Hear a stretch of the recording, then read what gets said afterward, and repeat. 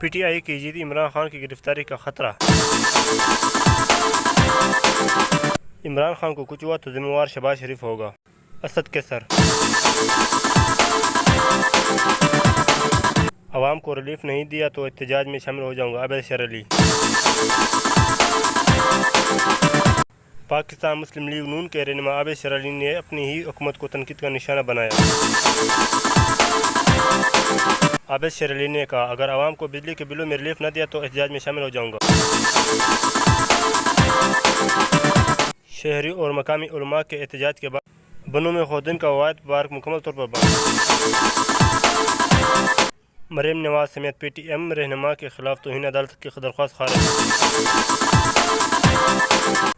वज़ीर आज़म शहबाज शरीफ का बिजली के बिलों में रिलीफ देने का ऐलान।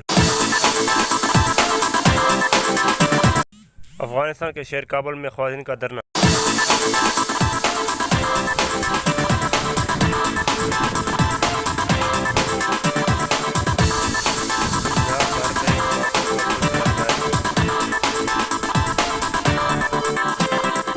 पंजाब भर में बारिश का सिलसिला जारी, फसल को बहुत ही नुकसान हुआ।